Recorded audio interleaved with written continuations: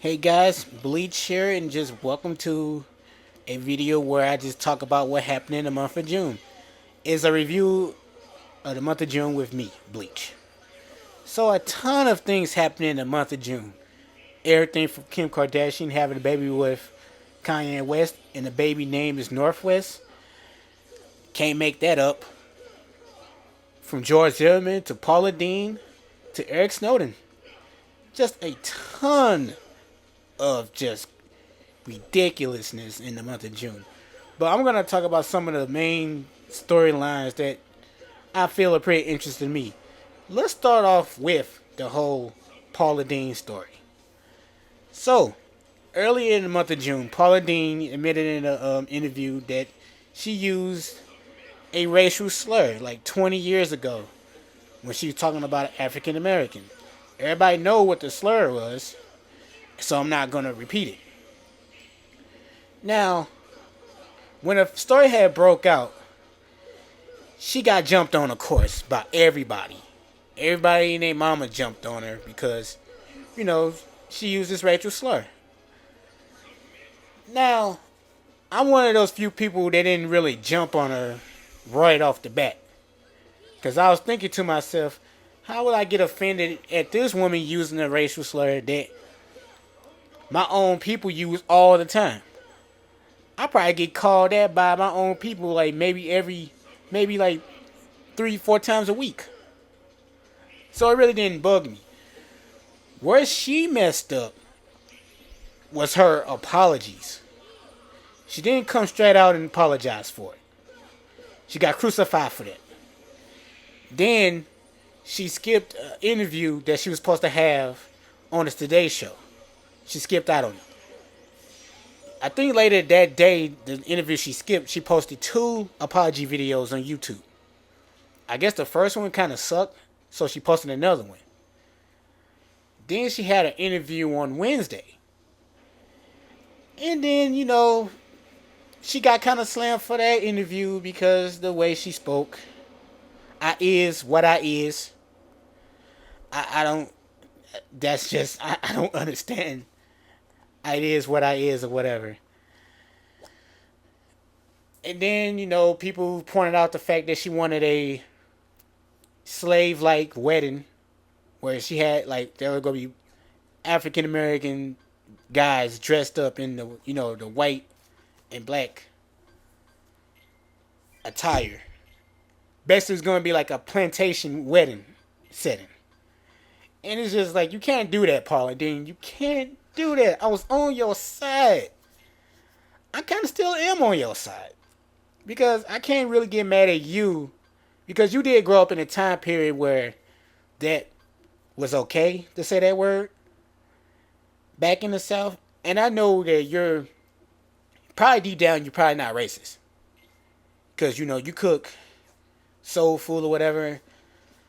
I don't know if that doesn't make you racist or not, but I wouldn't think she was racist. But she had a couple of slip-ups, that whole plantation thing. And then there was another interview where she made fun of a guy that was saying that you as dark as the board behind me.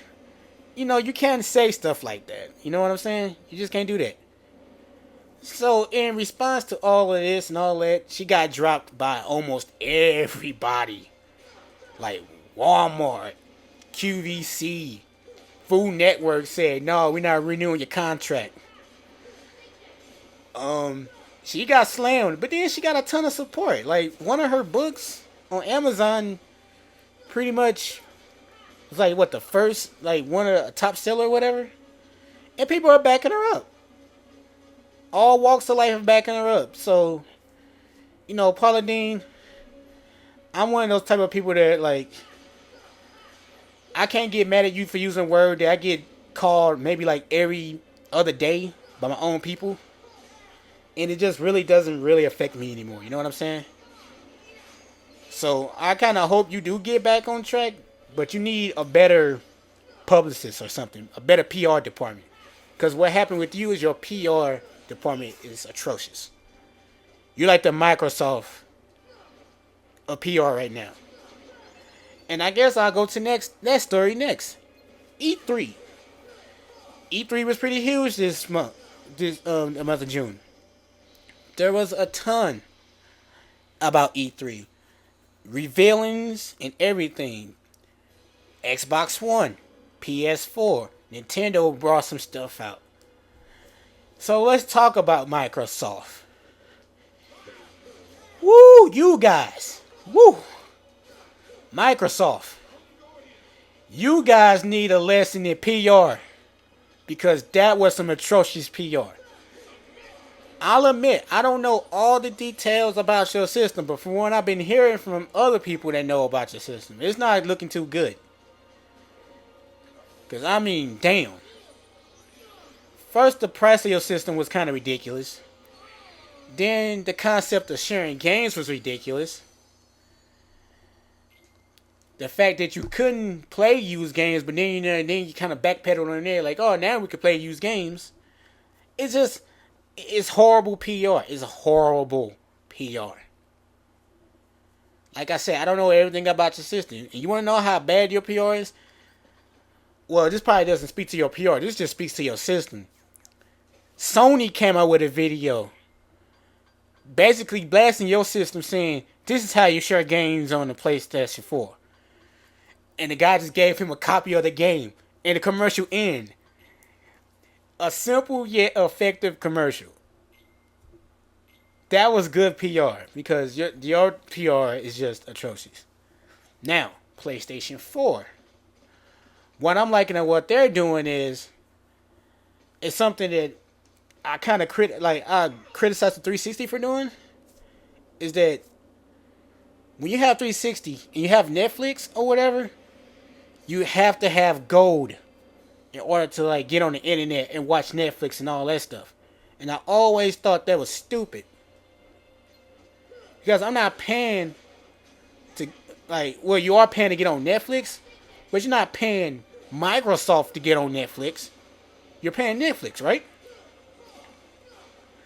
But you need to go for some other reason. And PS4 is like the only thing you're gonna need, because now you got to pay to play online. You gotta get PS Plus to play online on PS4, which is fine because it'd be just like Xbox Gold. But the thing that's the difference between Xbox Gold and PS Plus is that you can still watch Netflix and get on the internet. PS Plus is just for practically to play online, right? That's what it basically is. So, I think I want to see how the Xbox One does, but I'm definitely leaning towards getting a PS4, without a doubt. And then Nintendo. Although I didn't really see anything that came out. The only huge thing for Nintendo was, there's probably was more than huge things, but the only thing that was really huge for me was the Smash Brothers. And how Mega Man's gonna be on there, and it looks pretty good, and it's gonna be on a 3DS. So for people that don't want the Wii U, because I don't know if I want the Wii U, I'll probably get a 3DS instead. But it's gonna be on a 3DS. It probably won't be as good on a 3DS. It won't look as good probably. But it'll be on 3DS, and you can just walk around and play Smash Bros. Oh, but the one thing that, going back to Microsoft, the one thing I thought they had really going for them, though, was Killer Instinct. They are getting Killer Instinct. And I love Killer Instinct. Killer Instinct was one of my favorite fighting games in the past. One game that they got that I want to play on the shit system. That's my friend in the background if you heard him. Killer Instinct looks good. It's going to be good. Alright, so let's move on to another topic in the month of June. Eric Snowden. I really, I know people are defending him, that he pretty much leaked that the government is spying on us. But who the hell did not know that? I mean, did you know that? Who didn't know that? I don't see how this, it's news because he told and then he ran away. Now he's jumping all over the place and they can't find him. I guess he's in Russia right now. But that was huge because he's like, he leaks this stuff out, then he goes. So he's a whistleblower on the run. And it's like, he leaked that the government is basically spying on us and all this stuff. And when I first saw that story, I'm thinking to myself, who doesn't know this? Everyone knows that the government is spying on us. It's just a way that, I guess, is like a way to protect, I'm doing air quotes, protect our system or whatever, protect our best interests. I'm pretty sure they call people by spying on like every phone call. Cause it's just the way it is. That's how the government works. I already knew this. I think everyone else knew this. It's just a huge deal because people are finally, it's like finally confirmation that the government is spying on us. So it's just like whatever. Next topic I want to speak on is the whole George Zimmerman case. Yeah, remember back last year when a guy pretty much killed an unarmed teen in Florida? Well, trial started in the late June. And my whole take on this, it's just, no, it's not a winner in this case at all. It's like this. George Zimmerman gets accused. Trayvon Martin is still dead. His parents still don't have their child. If he walks, he's going to have to live with the rest of the fact that he killed an unarmed teen. And he's going to always be looked at as the guy who killed an unarmed teen. So it's just, it's a lose-lose all around. Now, I'm making this video and it's July 2nd. So it's the second week of testimony or whatever, second week of the trial. In the first week, it was interesting. The star witness for the prosecution was Rachel Jeantel. And everyone either praised her or criticized her. And the criticism was her demeanor. How she came off. You know, she was a little defiant, rolled her eyes a bit. Her answers were like, it was kind of like basically what a kid would do, like a teenager would do. I mean, she's 19, but she's still a kid, basically. Because when everyone knows when you're a kid, it probably goes for anybody of today. When you get asked a ton of questions that you just find annoying or you don't want to answer them, you're going to get like a bit of an attitude. Am I right? That's just how people are. That's how people are. I know I'm like that. If you ask me too many questions, especially questions I don't want to answer, I'm going to cop an attitude. It's just human nature to cop attitude when you get asked, or you may not cop attitude, but your body language will give it away that you're annoyed. And that's what's happening with her. And everybody criticized her for like her grammar and everything. I mean, granted, she didn't sound, I guess, educated or whatever. But then give her this. She wasn't a professional witness. She didn't practice her testimony. She just told you what she been saying this whole time. And everybody's like, oh, why didn't she call the cops? Well, here's the thing. She didn't know that she was going to be the last person to ever talk to him. And trust me, I know that feeling of being the last person to talk to somebody before they die. It's a horrible feeling. Because you're going to live with that guilt that you could have done something different to like prevent the loss of life. So I feel for her. And why didn't she call the cops? Well, being she's an African American and cop, yeah, it doesn't go well together. I'm sorry to point that out, but it doesn't go well together. I mean, do you like the cops? My friend it's like it's built into us in our youth that cops and us don't get along too well.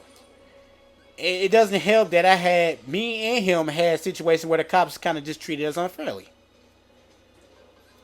So it doesn't help. So I do know why she didn't do it. Also, I guess I'm repeating myself when I say this. I didn't. She probably didn't think she'd be the last person to talk to him. As far as the trial's going, the prosecution, I can't see them getting murder too. I can't see them getting it. I can see manslaughter, but I can't see murder too. I just really can't see murder too. I can see manslaughter, but I can't see murder too. And then the defense, oh boy. Like, I guess they recovered because they didn't open up too well.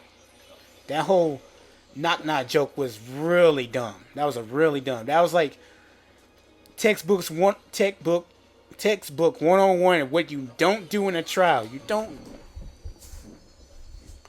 don't make a knock knock joke. You just don't. Get the fuck out of here. And that's my friend getting mad at Kingdom Hearts. But yeah, you don't make a mad joke. You don't make a not a mad. You don't make a knock knock joke. At all. You don't do that. What's wrong with knock knock jokes? A knock knock joke during a murder trial. Okay. Wasn't paying attention. The defense made a knock knock joke in his opening statement. Ooh, that was pretty bold of him. Pretty stupid of him. Bold. Yeah, okay. It's gonna be textbooks 101 what you don't do in a trial at all. And then when Rachel Jetel, I think it was either last Tuesday or last Wednesday when she was done testimony, the defense daughter sent an Instagram picture of them having ice cream. We beat stupidity. Hashtag blah blah blah. Hashtag blah blah blah. You don't do that. Like, it's just Americans. Maybe not Americans. I'm sorry. People just do stupid things. So yeah, it's been a really interesting month. I'm pretty sure there's other topics I haven't touched on. But let me know what you think about the month of June, because it was a good month. And if you like this type of video, let me know. I could do a video like this once a month when I just give a entire review of the month in my eyes. So then, this has been Bleach. I hope you guys have a good July. Peace.